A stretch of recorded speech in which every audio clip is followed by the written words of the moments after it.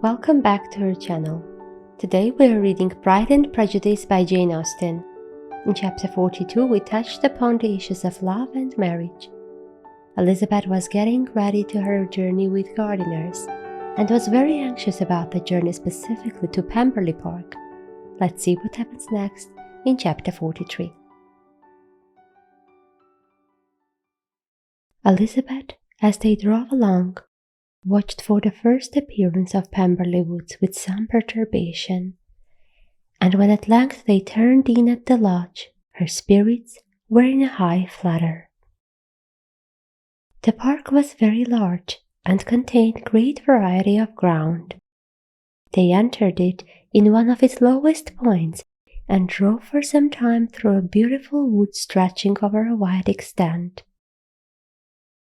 Elizabeth's mind was too full for conversation, but she saw and admired every remarkable spot and point of view. They gradually ascended for half a mile, and then found themselves at the top of a considerable eminence, where the wood ceased, and the eye was instantly caught by Pemberley House, situated on the opposite side of a valley, into which the road, with some abruptness, wound. It was a large, handsome stone building, standing well on rising ground, and backed by a ridge of high woody hills, and in front, a stream of some natural importance was swelled into greater, but without any artificial appearance. Its banks were neither formal nor falsely adorned. Elizabeth was delighted. She had never seen a place for which nature had done more, or where natural beauty had been so little counteracted by an awkward taste. They were all of them warm in their admiration, and at that moment she felt that to be the mistress of Pemberley might be something. They descended the hill, crossed the bridge, and drove to the door, and while examining the nearer aspect of the house, all her apprehension of meeting its owner returned. She dreaded lest the chambermaid had been mistaken. On applying to see the place, they were admitted into the hall, and Elizabeth, as they waited for the housekeeper, had leisure to wonder at her being where she was. The housekeeper came, a respectable-looking elderly woman, much less fine and more civil than she had any notion of finding her. They followed her into the dining parlour. It was a large, well-proportioned room, handsomely fitted up. Elizabeth, after slightly surveying it, went to a window to enjoy its prospect. The hill crowned with wood, which they had descended, receiving increased abruptness from the distance, was a beautiful object. Every disposition of the ground was good, and she looked on the whole scene, the river, the trees scattered on its banks, and the winding of the valley, as far as she could trace it, with delight. As they passed into other rooms, these objects were taking different positions, but from every window there were beauties to be seen.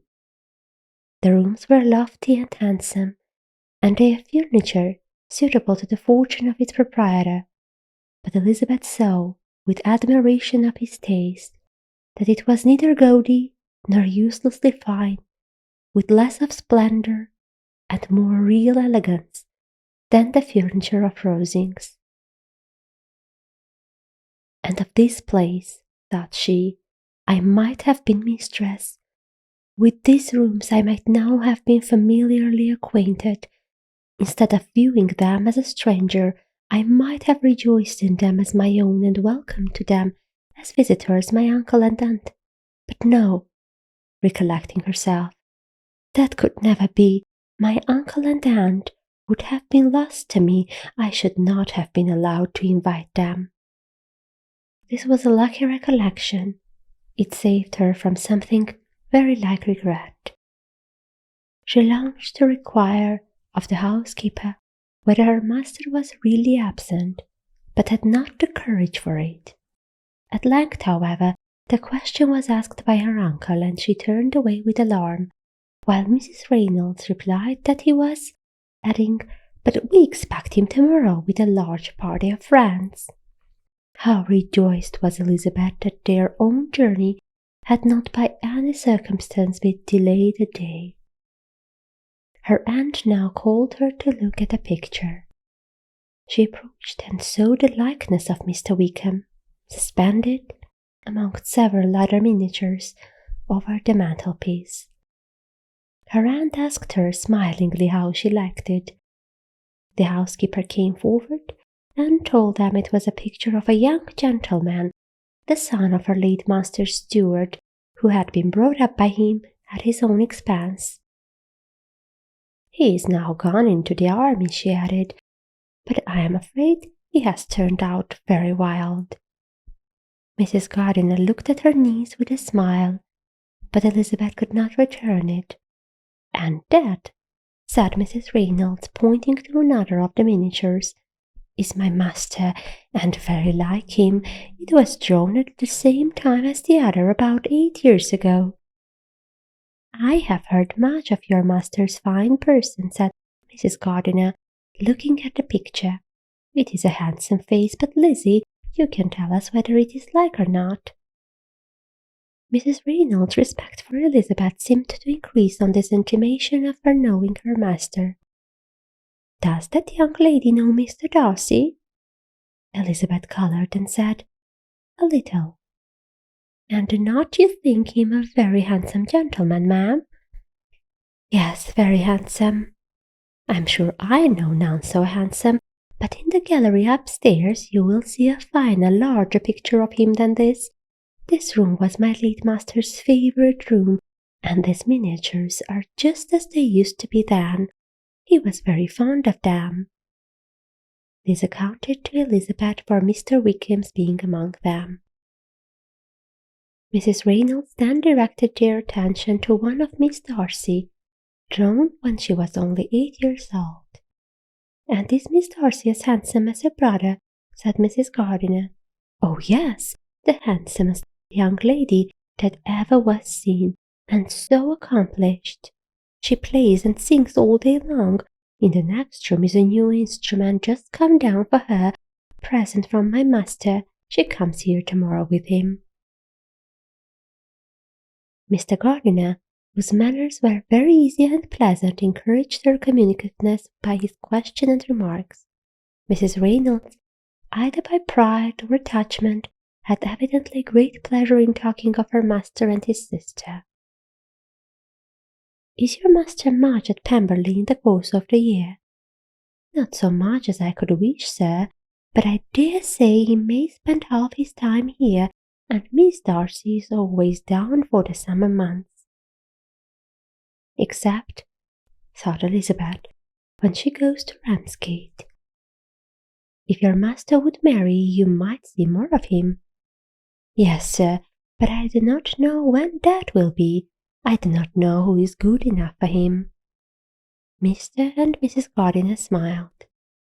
Elizabeth could not help saying, "It is very much to his credit, I am sure, that you should think so."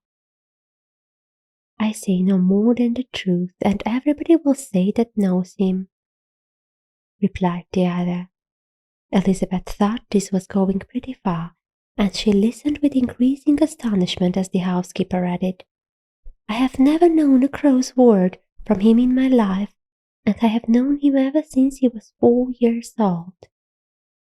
This was praise, of all others most extraordinary, most opposite to her ideas.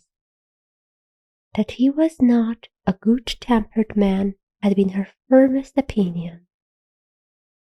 Her keenest attention was awakened. She longed to hear more, and was grateful to her uncle for saying, "There are very few people of whom so much can be said. You are lucky in having such a master." "Yes, sir, I know I am. If I were to go through the world, I could not meet with a better.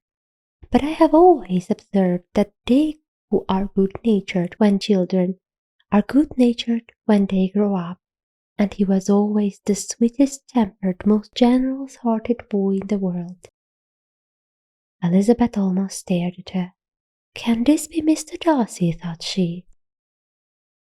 "His father was an excellent man," said Mrs. Gardiner. "Yes, ma'am, that he was indeed. And his son will be just like him, just as affable to the poor." Elizabeth listened, wondered, doubted, and was impatient for more. Mrs. Reynolds could interest her on no other point. She related the subjects of the pictures, the dimensions of the rooms, and the price of the furniture in vain. Mr. Gardiner, highly amused by the kind of family prejudice to which he attributed her excessive commendation of her master, soon led again to the subject, and she dwelt with energy on his many merits as they proceeded together up the great staircase. "He is the best landlord and the best master," said she, "that ever lived, not like the wild young men nowadays who think of nothing but themselves. There is not one of his tenants or servants but will give him a good name. Some people call him proud, but I am sure I never saw anything of it. To my fancy it is only because he does not rattle away like other young men." "In what an amiable light does this place him," thought Elizabeth. "This fine account of him," whispered her aunt as they walked, "is not quite consistent with his behaviour to our poor friend. Perhaps we might be deceived. That is not very likely, our authority was too good." On reaching the spacious lobby above, they were shown into a very pretty sitting room, lately fitted up with greater elegance and lightness than the apartments below, and were informed that it was but just done to give pleasure to Miss Darcy, who had taken a liking to the room when last at Pemberley. "He is certainly a good brother," said Elizabeth, as she walked towards one of the windows. Mrs. Reynolds anticipated Miss Darcy's delight when she should enter the room, "and this is always the way with him," she added. "Whatever can give his sister any pleasure is sure to be done in a moment. There is nothing he would not do for her." The picture gallery and 2 or 3 of the principal bedrooms were all that remained to be shown. In the former were many good paintings, but Elizabeth knew nothing of the art, and from such as had been already visible below, she had willingly turned to look at some drawing of Miss Darcy's in crayons, whose subjects were usually more interesting and also more intelligible. In the gallery there were many family portraits, but they could have little to fix the attention of a stranger. Elizabeth walked in quest of the only face whose features would be known to her. At last it arrested her, and she beheld a striking resemblance to Mr. Darcy, with such a smile over the face as she remembered to have sometimes seen when he looked at her. She stood several minutes before the picture in earnest contemplation, and returned to it again before they quitted the gallery. Mrs. Reynolds informed them that it had been taken in his father's lifetime. There was certainly at this moment in Elizabeth's mind a more gentle sensation towards the original than she had ever felt at the date of their acquaintance. The commendation bestowed on him by Mrs. Reynolds was of no trifling nature. What praise is more valuable than the praise of an intelligent servant? As a brother, a landlord, a master, she considered how many people's happiness were in his guardianship. How much of pleasure or pain was it in his power to bestow? How much of good or evil must be done by him? Every idea that had been brought forward by the housekeeper was favourable to his character, and as she stood before the canvas on which he was represented, and fixed his eyes upon herself, she thought of his regard with a deeper sentiment of gratitude than it had ever raised before. She remembered its warmth, and softened its impropriety of expression. When all of the house that was open to general inspection had been seen, they returned downstairs, and taking leave of the housekeeper, were consigned over to the gardener, who met them at the hall door. As they walked across the hall towards the river, Elizabeth turned back to look again. Her uncle and aunt stopped also, and while the former was conjecturing as to the date of the building, the owner of it himself suddenly came forward from the road which led behind it to the stables. They were within 20 yards of each other, and so abrupt was his appearance that it was impossible to avoid his sight. Their eyes instantly met, and the cheeks of both were overspread with the deepest blush. He absolutely started, and for a moment seemed immovable from surprise, but shortly recovering himself, advanced towards the party and spoke to Elizabeth, if not in terms of perfect composure, at least of perfect civility. She had instinctively turned away, but stopping on his approach, received his compliments with an embarrassment impossible to overcome. Had his first appearance or his resemblance to the picture they had just been examining been insufficient to assure the other two that they now saw Mr. Darcy, the gardener's expression of surprise on beholding his master must immediately have told it. They stood a little aloof while he was talking to their niece, who, astonished and confused, scarcely dared lift her eyes to his face, and knew not what answer she returned to his civil inquiries after her family. Amazed at the alteration of his manner since they last parted, every sentence that he uttered was increasing her embarrassment, and every idea of the impropriety of her being found there recurring to her mind. The few minutes in which they continued were some of the most uncomfortable in her life.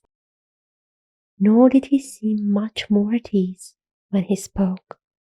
His accent had none of its usual sedateness, and he repeated his inquiries as to the time of her having left Longbourn, and of her stay in Derbyshire, so often, and in so hurried a way, as plainly spoke the distraction of his thoughts.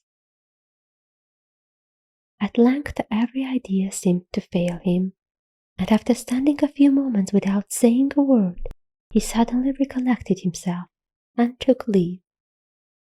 The others then joined her, and expressed admiration of his figure, but Elizabeth heard not a word, and wholly engrossed by her own feelings followed them in silence. She was overpowered by shame and vexation. Her coming there was the most unfortunate, the most ill-judged thing in the world.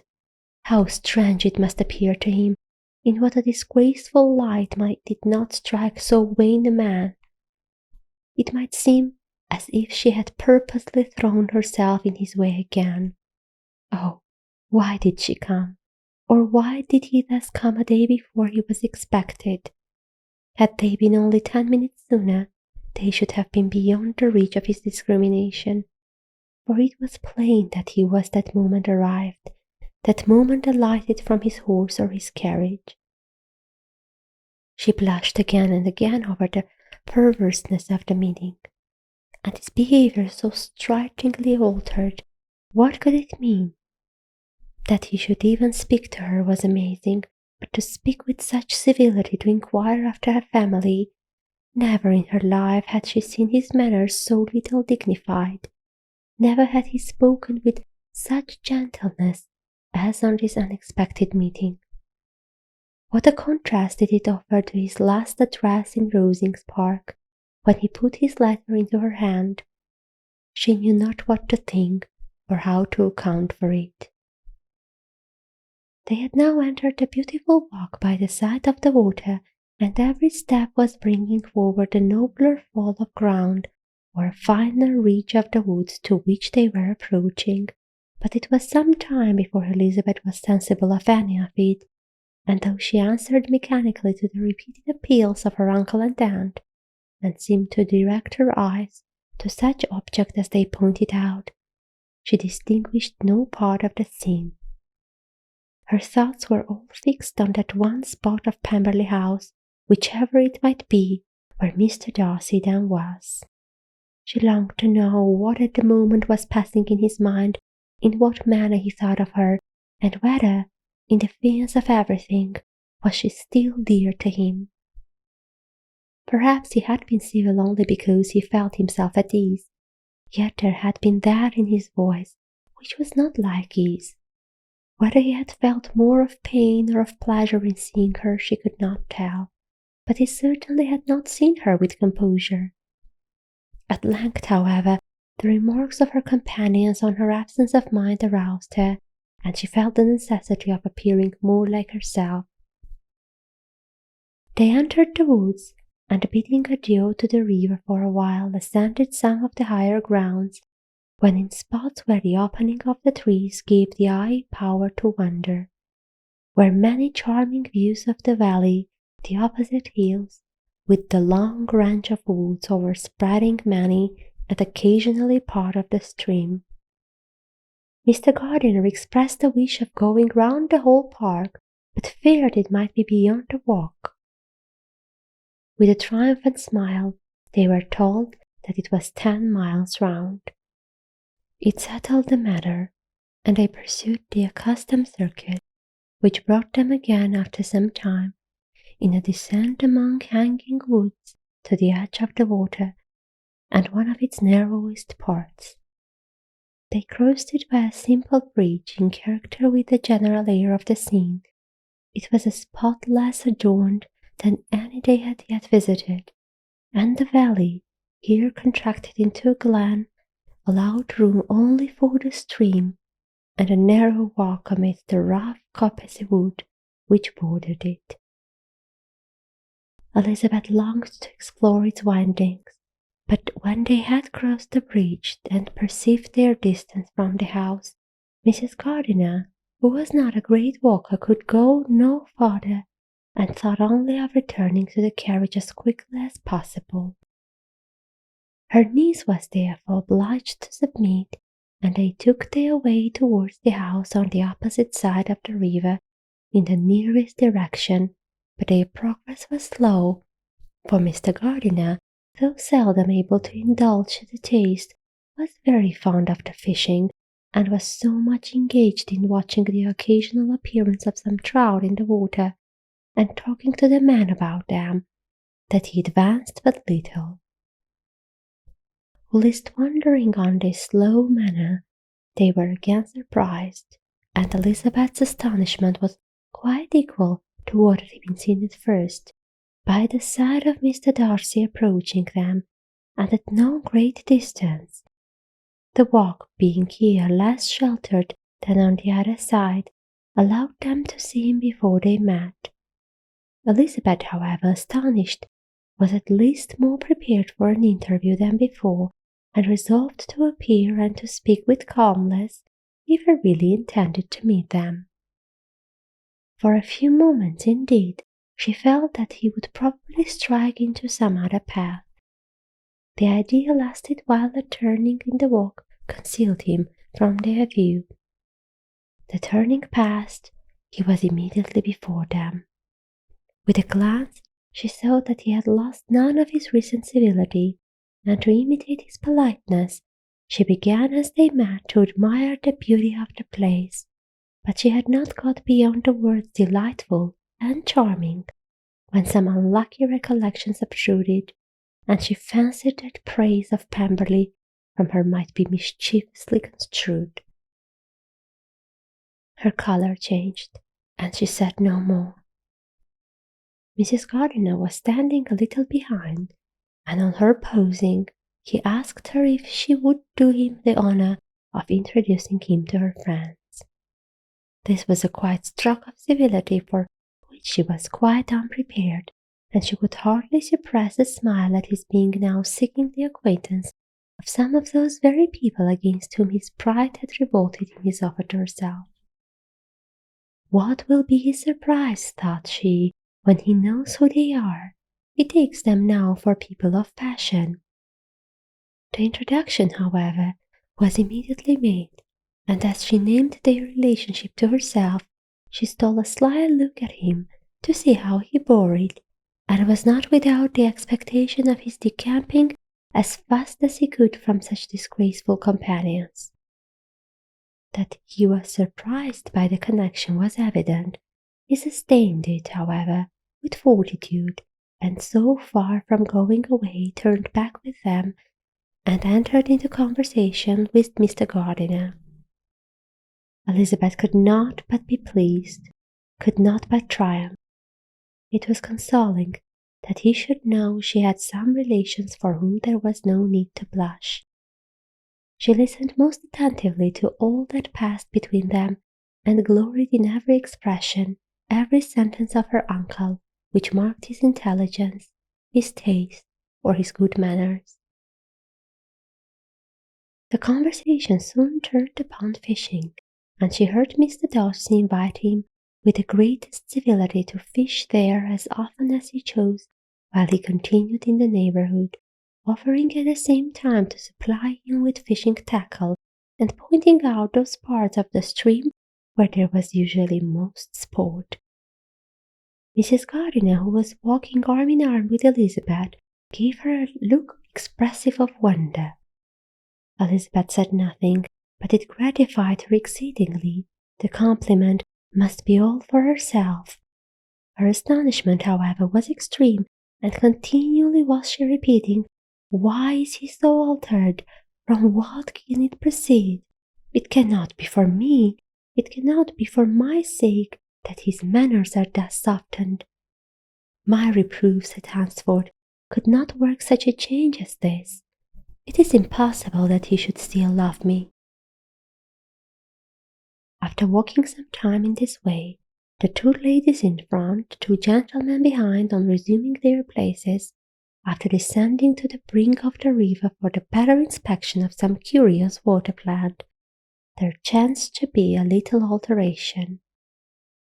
It originated in Mrs. Gardiner, who, fatigued by the exercise of the morning, found Elizabeth's arm inadequate to her support, and consequently preferred her husband's. Mr. Darcy took her place by her niece, and they walked on together. After a short silence, the lady first spoke. She wished him to know that she had been assured of his absence before she came to the place, and accordingly began by observing that his arrival had been very unexpected, for your housekeeper, she added, informed us that you would certainly not be here till tomorrow, and indeed before we left for Bakewell we understood that you were not immediately expected in the country. He acknowledged the truth of it all, and said that business with his steward had occasioned him coming forward a few hours before the rest of the party with whom he had been travelling. They will join me early tomorrow, he continued, and among them are some who will claim an acquaintance with you, Mr. Bingley and his sisters. Elizabeth answered only by a slight bow. Her thoughts were instantly driven back to the time when Mr. Bingley's name had been the last mentioned between them, and if she might judge by his complexion, his mind was not very differently engaged. There is also one other person in the party, he continued after a pause, who more particularly wishes to be known to you. Will you allow me, or do I ask too much, to introduce my sister to your acquaintance during your stay at Lambton?" The surprise of such an application was great indeed. It was too great for her to know in what manner she acceded to it. She immediately felt that whatever desire Miss Darcy might have of being acquainted with her must be the work of her brother, and without looking farther, it was satisfactory. It was gratifying to know that his resentment had not made him think really ill of her. They now walked on in silence, each of them deep in thought. Elizabeth was not comfortable, that was impossible, but she was flattered and pleased. His wish of introducing his sister to her was a compliment of the highest kind. They soon outstripped the others, and when they had reached the carriage, Mr. and Mrs. Gardiner were half a quarter of a mile behind. He then asked her to walk into the house, but she declared herself not tired, and they stood together on the lawn.